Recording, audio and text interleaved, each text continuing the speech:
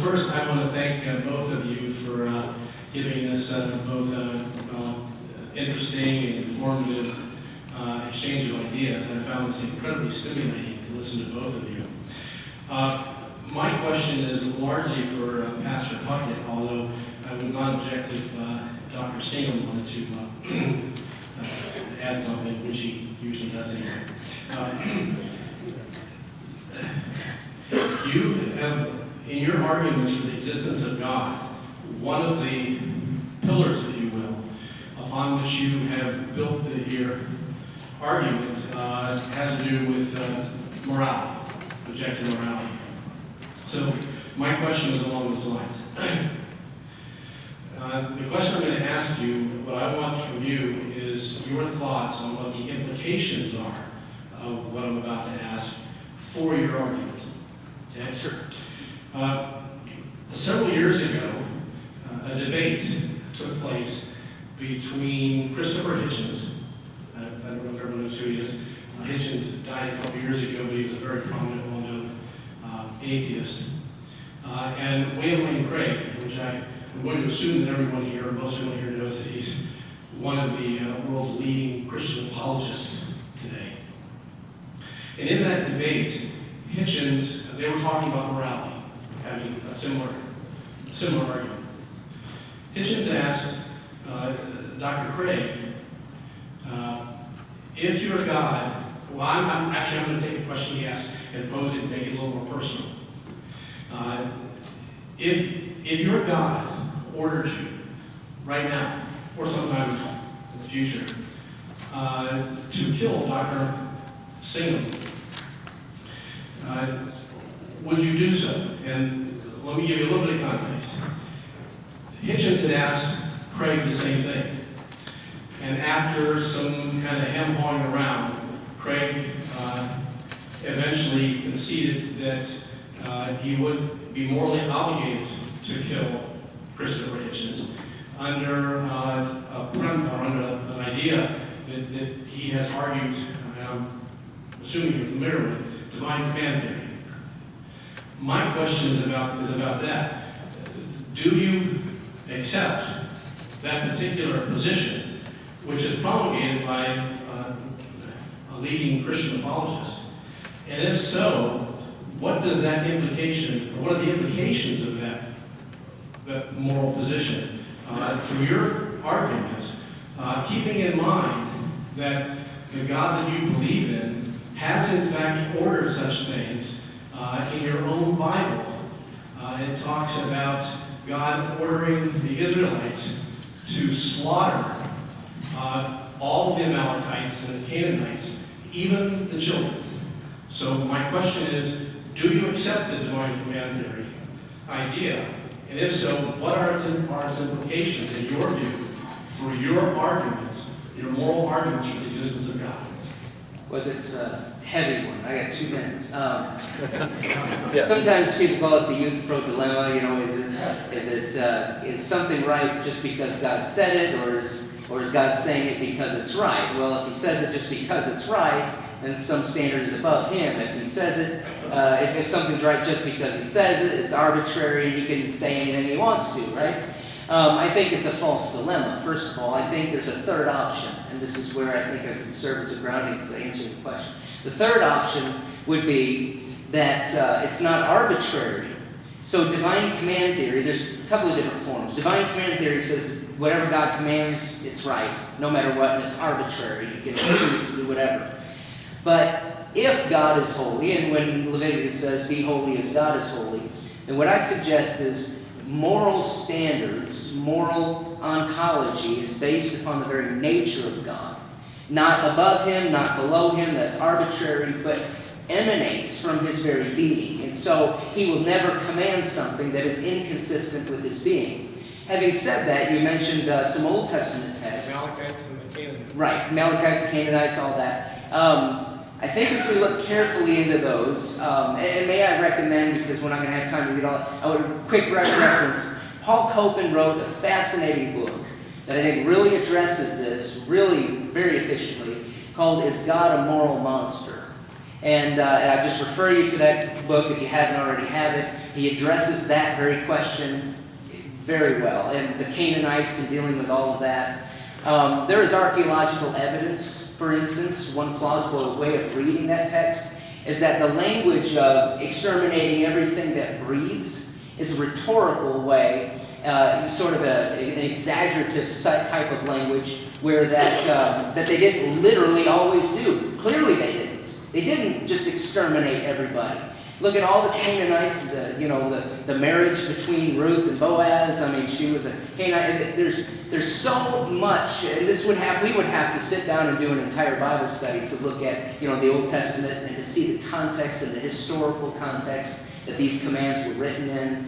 And so I think there are good answers, very good answers that I wish I had time to unveil to you. But go back to your visit time. Well, the personal part of my question, and I'm Yeah. going to assume, correct me if I'm going to assume, because I asked you, if your God commanded you to kill Dr. Singham, would you do it? Are you arguing that your God would never do that? I'm sorry, I'm saying my God would not do that unless there was such evil comparable to the Canaanites and the Amalekites, who were very much analogous to something like Nazi Germany, where they were sacrificing their infants for their god Molech. I don't think Mano is prepared to do that, sacrifice. Not anymore. Now, what you said that.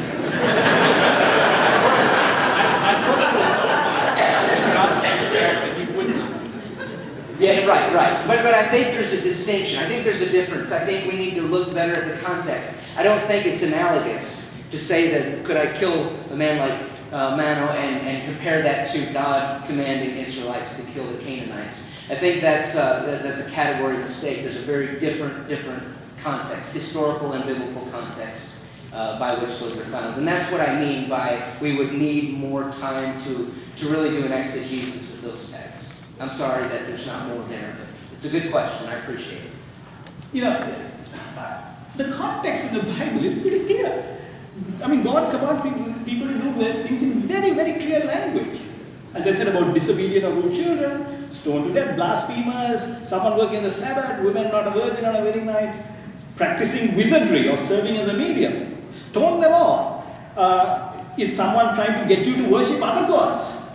Stoned to death. There you go, Joe. I was trying to get you to not worship your God.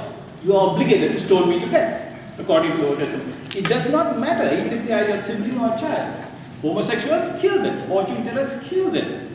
And the Bible is written through and through with this kind of thing. And the New Testament, don't forget, Jesus says in Matthew, do not think I have come to abolish the law of the prophets. I have not come to abolish them, but to fulfill them. For I tell you, until heaven and earth disappear, not the smallest letter, not the least stroke of a pen will by any means disappear from the law until everything is accomplished. This is my lay preacher training coming in useful now.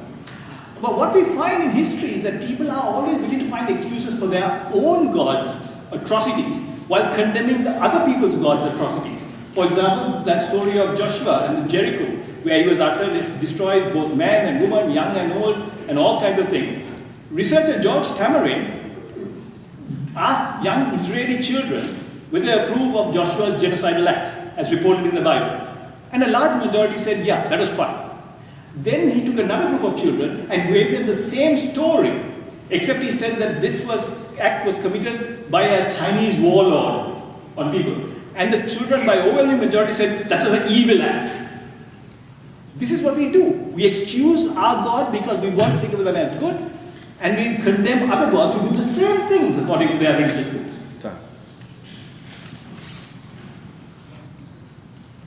This question is for Pastor Joe. Early in the debate, you said that your God was exempt from the idea of first cause. Why would that be so? Great question. In regards, I'm going to get into modal logic here for a second, as best as I can.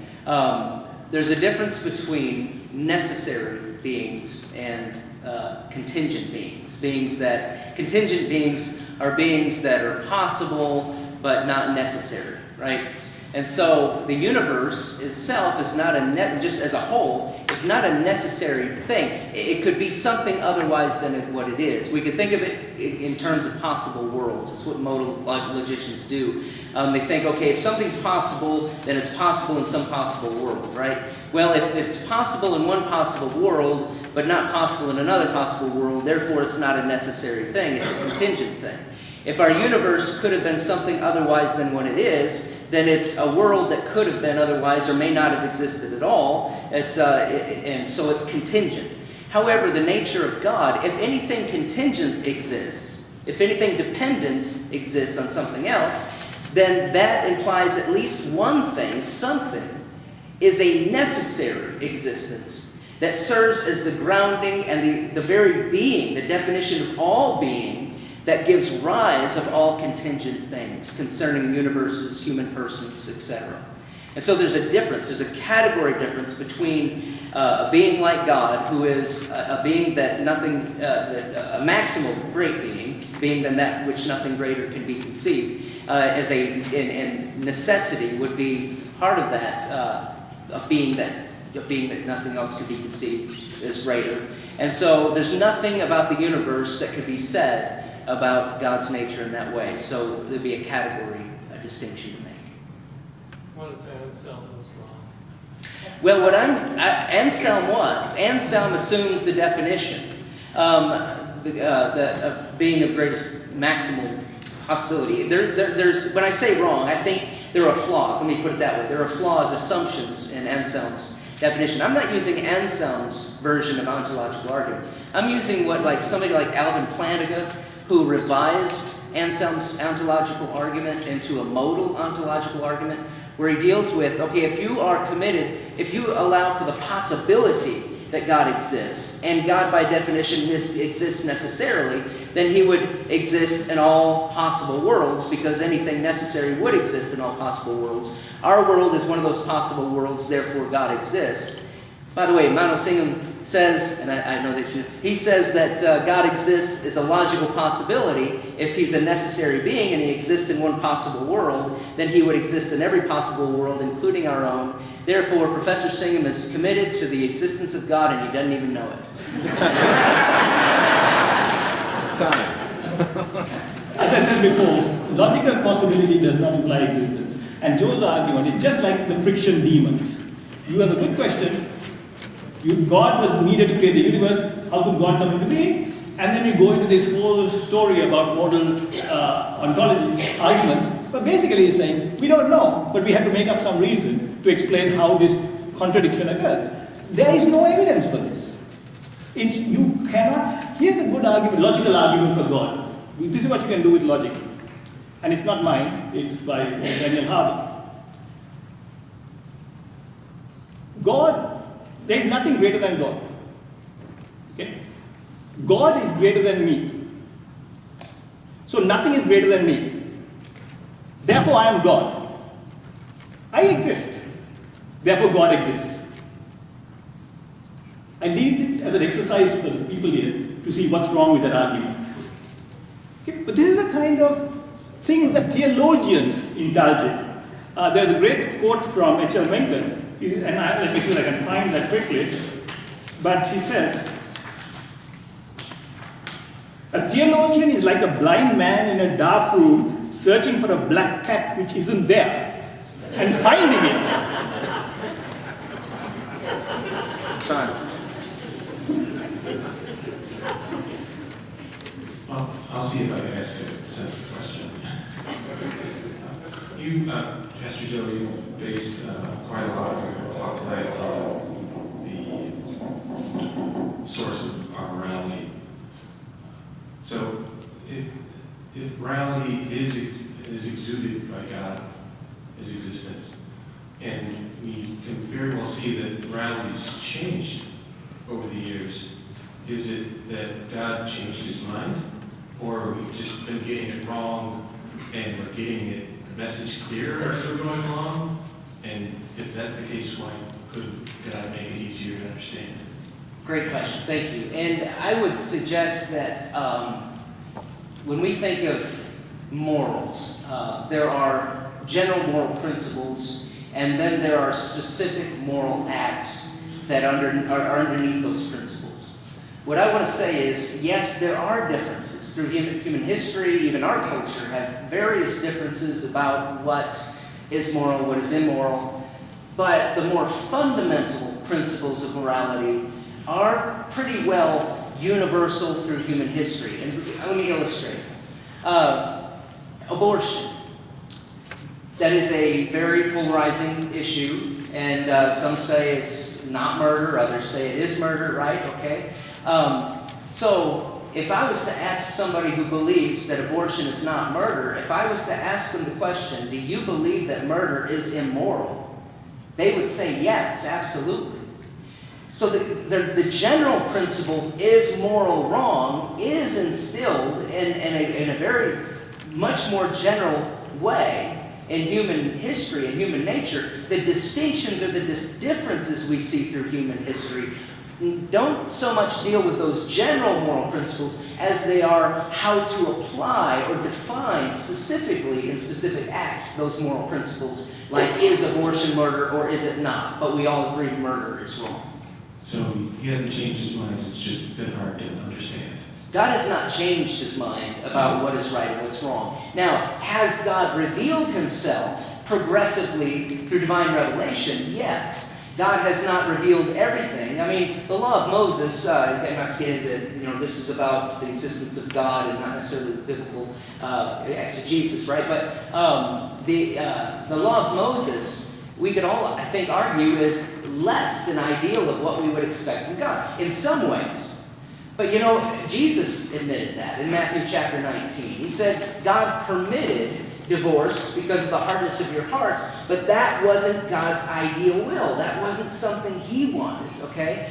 But under certain cultural circumstances, God worked with cultures in the particular history and the time frame that they were in, and working with them, he was slowly bringing them out through redemptive movements, as William Webb would put it, and bringing them out. For instance, So he's not strong enough to just say,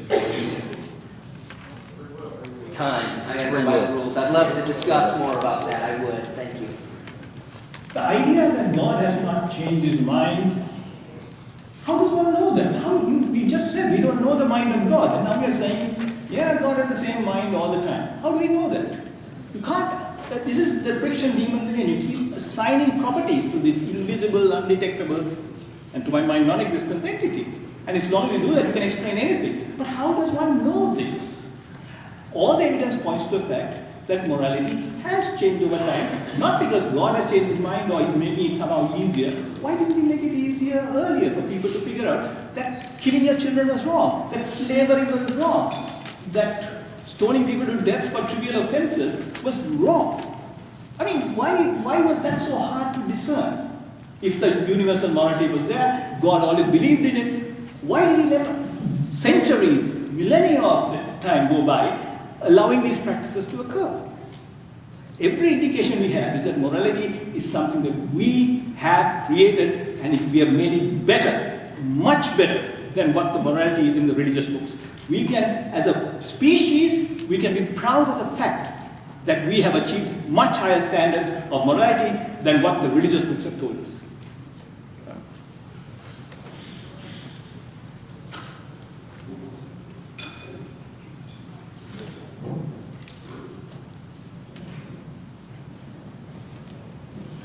My question is to Dr. Singham. I can see that you have some type of disability, which you and I have in common. I have no idea where yours came from. Mine was not an accident when I was 16 years old. A gentleman earlier said that he was involved in ministry, and he more or less said that how can a God exist that allows people to become disabled, to allow them to live their lives with disease, cancer, that type of thing? How can a God exist that allows these things to happen? My question to you is, because God does exist, I'm able to have a more productive life. I've led my life 45 years as a paraplegic, and that life has been a hard life. But as has been a very good life because of God, and He has allowed me to handle things that I could handle no other way but through Him. As a 16-year-old, I was able to run. I was very productive. I had muscles and everything like that. But the life that I lead now, because of God, and I wonder, do you, because of your disability, do you question that there is a God that does exist? Okay, I had polio as a child when I was 6. That's the cause of my disability. And I have had a very full and productive life, for which I consider myself extremely lucky because I had wonderful parents, wonderful doctors. I lived in an era where medicine was advanced. I got it before the polio vaccine was widespread. So that was a bit of a downer. But that's the way things happen. Now I'm so glad that there's a polio vaccine that prevents people like other children from having the same disease I had. But I credit my life to the fact that I had all these factors, a good family, doctors, science, all who have helped me live the life that I think I am now fortunate to live. I don't need a God in that. I'm glad that you find some reason for that helps you accept it. That's great. But I don't need it. I find it totally redundant to think. In fact, if I thank God for it, I would be devaluing the wonderful contributions of my parents, my family, the doctors who worked so hard to give me this life that I had. If I said, well, good thanks to God, that's not the way I see it. I give thanks to the people who I know played this major role in my life. I believe that I need the doctors, I need the scientists. They have helped me to have a better quality of life. That is so. But because of God, because my physical, I'm able to handle that much better, but also I have a spiritual part of my body, which I look to the future, and which God is going to help me there greater than any doctors could ever help me. I don't think I have, I don't have a spirit that will exist after I die. When I die, that's it. Okay? But I'm comfortable with that. It doesn't bother me in the least. I don't need a God. Absolutely, I appreciate that question, and it allows me to go back to a previous about I explained free will can be an explanation for many evils. I didn't say it was the only explanation. Horrendous evil happens that has nothing to do with free will. I mean, there's a lot of things that exist in our world, but you're an example of somebody who illustrates one thing that suffering can produce in somebody, and that's, yeah, consensus, horrible suffering exists in our world, absolutely. But some things can be produced, some very good, positive things can be produced, like human courage. Courage can only exist as far as human experience is concerned, where the potential of danger, the potential of problems can exist. But courage is a moral virtue God wants us to develop. We could also talk about compassion, but compassion exists where the ability to exercise compassion exists, but compassion exists in a situation where people do hurt. So that's one virtue that can be developed. Patience, steadfastness, all of those moral virtues God wants to develop in us, develop in the context of struggle. And I appreciate your testimony to suggest of what God has done for you, absolutely. And if evil is a problem for believers, let me just say that good and love and courage in your situation is a problem for unbelievers. Time.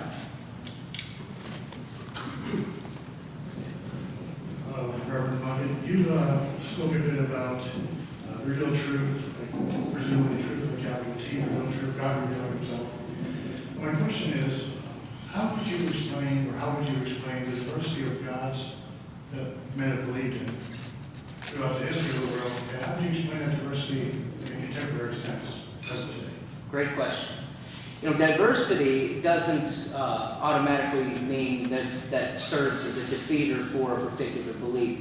For instance, in science, there's an array of diversity with regard to, say, quantum mechanics, and there's like 15, 20 different interpretations of quantum mechanics, some realist, some... So should we assume from that diversity assumes or definitely proves that the whole thing is false. Well, no, not necessarily. There may be a diverse array of possibilities of interpreting something, but that doesn't prove that there's not one right way of interpreting, that there isn't one. Maybe there hasn't been found the right one yet, but there is some answer. Diversity, it would be a non sequitur. In other words, it wouldn't follow that just because there's diversity that no answer can be found. There may be 4,000, 4 million, whatever gods in this world, but that doesn't mean or doesn't prove that there's not one God who is true and who does exist. And so diversity by itself, I think, is not much of an argument against God's existence, respectively. I guess the premise is, how do we know which one? How do we know which one? I think, in part, let me just explain for myself. Number one, I believe that we can believe in the existence of divinity, a God, the sense of divine, through a properly basic belief. I don't hold the view, as Professor Singham does, that we necessarily have demonstrative proof or evidence before we can believe. I think it's very natural. We come to the world, we see the world. I don't have to infer God's existence and design. It just simply seems like common sense to me. So my belief in God is not necessarily, all the demonstrative evidence, but say now I evaluate and see the claims of the Christian faith, and I see that those claims are consistent with my belief that God does exist. And I use the principles of rationality. I take a look at the historicity. I see the coherency. I see the story, how it relates to the human problem of suffering. And by the way, Jesus is the answer to the problem of human suffering. And God isn't a God who's aloft somewhere who doesn't care about our suffering. He does care, so much so that he sent Jesus Christ into this world to defeat. He did something more than just take away problem and pain. He defeated it for us in the gospel. Sorry. The diversity of gods is a good question, and it's evidence to the fact that God is a human construct, because different communities at different places at different times have constructed their own version of God. That's why we have diversity. So it's evidence for the fact that God is a human construct. Now it's true, like quantum mechanics, there are different theories of quantum mechanics. There's a local, realistic, non-local theories and so on. But what are scientists doing about that diversity? As I said, they call conferences, they try to say, how do we test whether these are true? And they carry out those tests and they try to work it out. And more theories come up and they try to work it out. That's how we solve the problem address the problem of diversity. As I said before, you don't have conferences with all these believers in different gods saying, okay folks, let's get together and decide this diversity business is not going to work. What do we need to do to figure out which is the real God? Never happens. Okay? Never happens. And that's an interesting question. Why does it happen? Okay, done. Two more questions and that's it. One here, one there. Thanks for staying as late as you have. This question is directed towards Mano. But Joe, you're welcome to add to it if you want. In the search for God, one must first question the validity of the Bible. The Bible, for matter of fact, has been written by several authors at several different times from different places, and contains hundreds of prophecies and fulfillments that statistically equate to 1 in 10 to the 28th power. That's basically 1 in 10 with 28 zeros after it. How do you explain this? How do I explain it? I explain it by the fact that the Bible was probably written after all those events occurred. There is great evidence to say that the Bible was written around 600 BC, long after almost all the things in the Old Testament occurred. It was written put to writing at about the time of Babylonian captivity. There is no evidence at all for Adam and Eve, for the Jews' captivity in Egypt, for the Exodus, for Abraham. In fact, there's a lot of evidence that suggests that all those stories are stories that people wrote long after the fact. So naturally, if I can predict lots of things, I can predict that the US is going to lose in Vietnam. If I write a book now, I can make that prediction. I can predict that the US is going to get stuck in Iraq for a long time because of a war.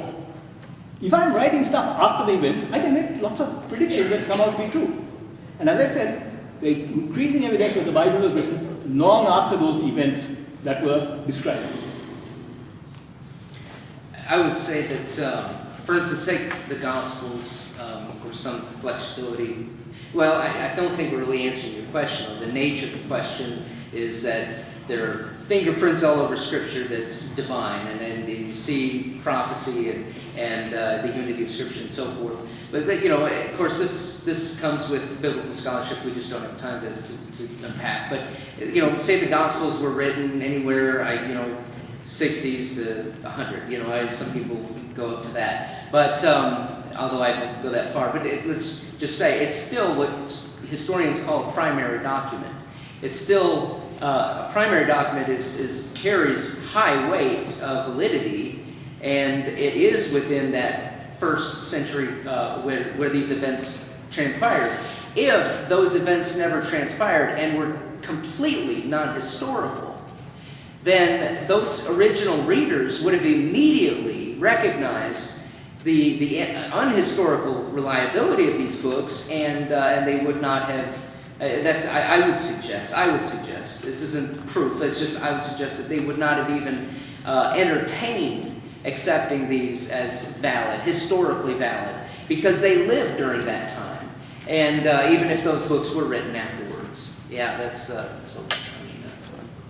Last question. Okay.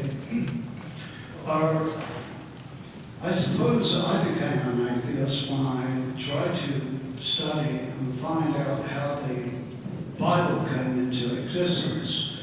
And you've just been referring to incidents of what happened in the past. And I look at the Bible when I see the Council of Trent, or even a lot before that, the Council of Nicaea, when really and truly the truth is known in the Bible was really brought together. Anyhow, my question to you is, I assume that you do believe it in the Bible, correct? Correct. And I think I'm right in saying that what we know about God, Jesus, Muhammad, and the rest of them in the three Abrahamic religions that we have these days comes from the Bible or their religious books. So you do put a lot of credit or trust in what is in the Bible. And yet, just a few minutes ago, I heard you skirt the question when one talks about this loving God, this God that is jealous, it seems to me to be blood, lust. When I look at the things that he told the Jews to do, to go into cities, and not only just kill people and children, but rip the unborn children from their mothers' wombs and bash them against the wall. But I never hear people like yourself really address that. You try to tell us that it is something that has got changed over the time, that it didn't really happen. But this is the reason why I'm not a Christian, because I cannot believe in my mind anybody so wicked who is omnipotent, omnipresent, omniscient, is the ultimate in things that he can do, creating a devil to tempt us, to all the diseases that we have. I think the only thing that really truly the Christian religion and the other religions have is a very good sales point that there is a life hereafter. And if you couldn't offer that, I don't think there will be that many Christians. What do you say about that? Well, I think there's a couple of things that you asked there. Number one, because of our time, I wouldn't be able to deal with that. I recommend, again, Paul Copeland's book, Is God a Moral Monster? He addresses these, in my mind, very, very well and adequately about the Canaanites, all that stuff. And so I refer you to that if you would investigate that. I'm not passing the buck. I just don't have time to deal with all the different cases and deal with it. And it's not really the proposition tonight anyways. But there was something else that you said after that. What was that second part of the question? Well, the other religions and the fact that he is omnipresent, he knows what's going to happen. He created everything, the universe. Okay. In 6 days, by the way. But you know, why is it that you ask us to believe some things in the Bible, but then you treat very nonchalantly things that are unpleasant about the Bible? No, not at all. I just think it needs to be kept in context. I'm not saying we don't want. I'm not promoting picking and choosing what to believe in the Bible. I'm simply saying let's look further in detail what it is that the Bible is actually saying in those things, in those events, and what God is actually doing in those events, and what cultures were like when He was doing that in the history of the time of Israel. And so. That's what I would say. But one thing I do want to say, I keep hearing over and over that God is evil. God is doing these wicked things. And if Professor Singh's right that human morality is simply the instincts, moral instincts of human biology and culture, how is it we can judge a God who is not a human? How can we judge a God on the basis of moral standards that do not exist outside of human impulse? We continually judge God as doing evil, but then we say evil is dependent upon humans, human nature, human constructs.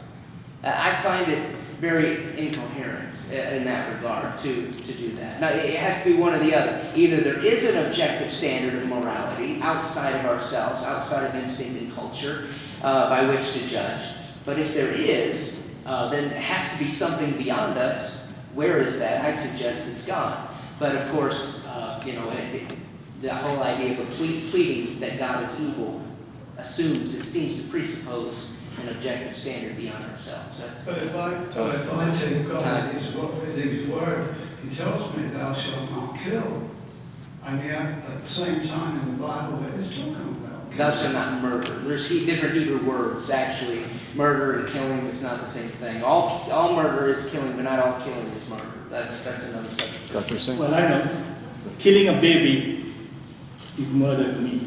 I don't see how you can get around that. Just taking a baby from a mother's womb and bashing it against the wall seems pretty clear that case of murder to me. But it's an interesting question. You said that it's applying the morality standards that we have developed and applying it to God is incoherent. It seems to me that's perfectly coherent.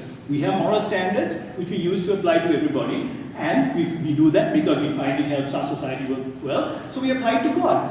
What you're asking us to believe is to imagine some being who is completely mysterious to us, postulate that that being has created some moral standards which are objective, but then carefully hidden those so that for millennia nobody figured that out, and ultimately now we figured that out, and you expect that to be more coherent than what we say? I don't find that at all coherent. I find that wishful thinking. You want to believe in a God, so you make up reasons for God's existence, and you skirt around all these problems by making up all these properties. But I think what you said in your comment, which wasn't picked up, I think is perfectly right. It is the fear of death that leads to belief in God. People are scared about death, and they want to believe that something lasts after death, that there is this wonderful world out there. If you think about heaven and hell, they are very incoherent concepts. Heaven is supposed to be a place of happiness. Think about it for a minute. Think it through. What would heaven be like on a day-to-day basis? It would be terrible. Done. So that's what I'm saying. God is a construct, and morality is a construct. Thank you.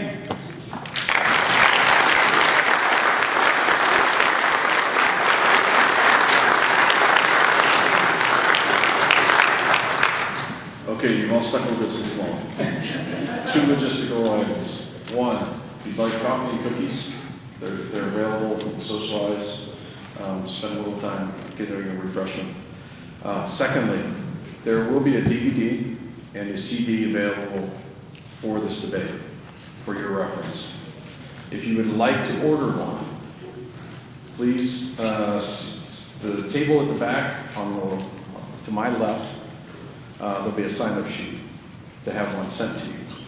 So please feel free to do that if you'd like a record of this. Won't it be on YouTube also? Final comments? Final comments? And now, we do have a couple of final comments from both of the gentlemen. And then I won't be back. When they're finished, it's over.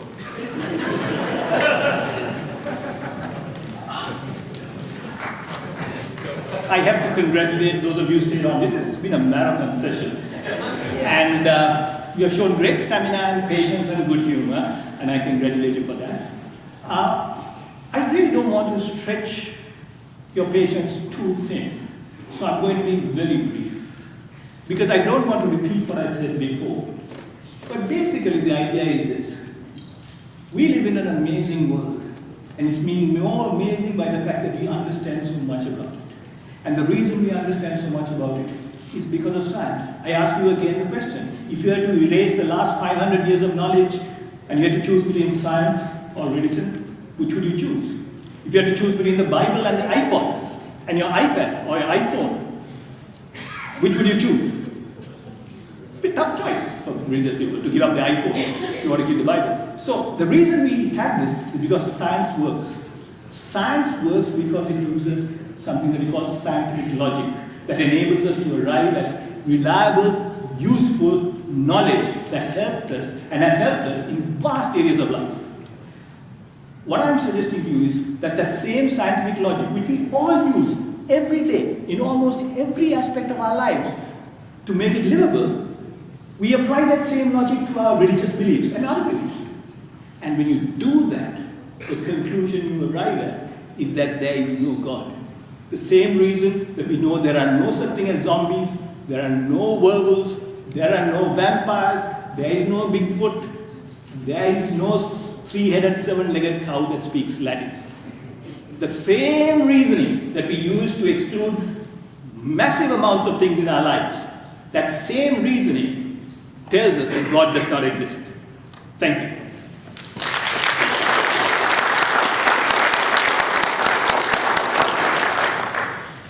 Science is a wonderful thing.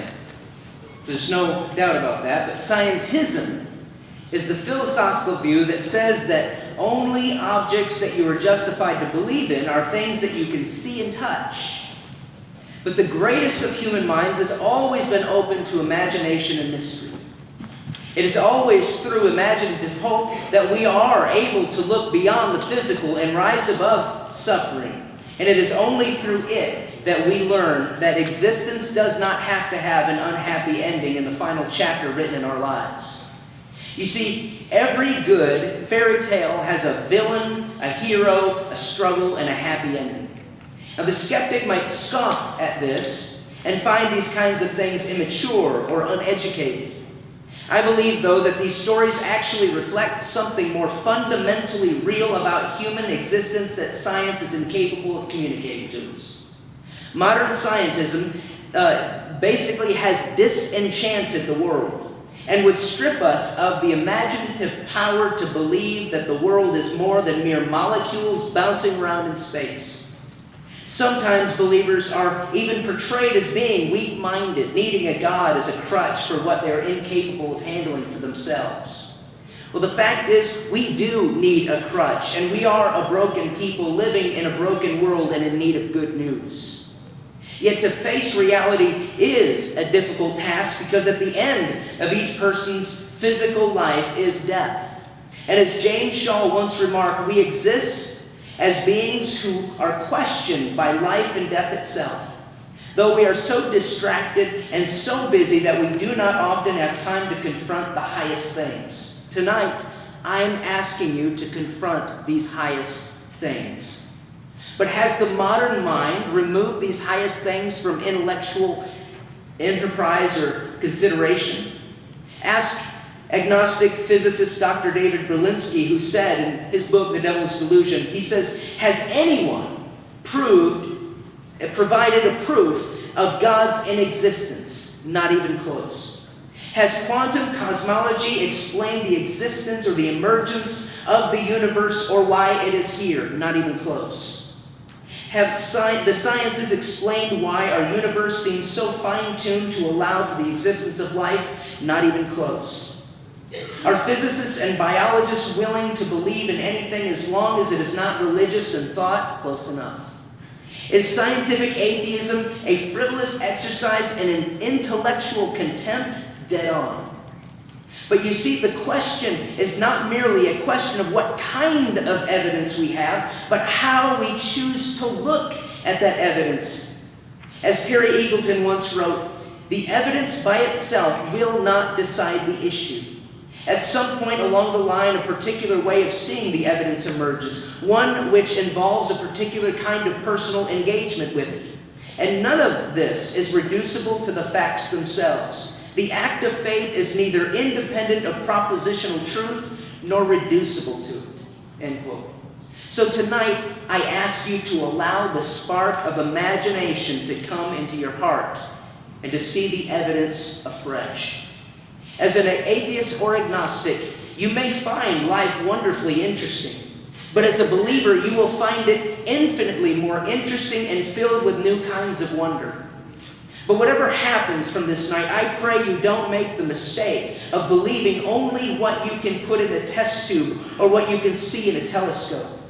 For an imaginatively reasonable faith is what helps to define us and has always helped to define what makes us truly human. It took Helen Keller, a woman who is both blind and deaf, to remind us the best and most beautiful things in the world cannot be seen or even touched. They must be felt with the heart. Now, in speaking of the heart, Helen Keller was not speaking of shallow emotions, but the deepest part of human intuition by which we know that all the injustice and pain in this world does not have the last word, or doesn't have to have the last word, and that this life is not all there is to it. This is why Blaise Pascal had said, the heart has reasons that reason knows nothing about. So tonight I ask you to listen to reason, listen to your heart. And may you hear the voice of God in the wonders of His creation as the psalmist proclaimed. The heavens declare the glory of God and the sky shows His handiwork. So tonight Professor Singham is not just debating me. He is debating the entire universe that shouts of the existence of God and glory. It also groans with us when we suffer and sings of the final solution to human suffering, the sacrifice and glorious resurrection and presence of Jesus Christ. Thank you.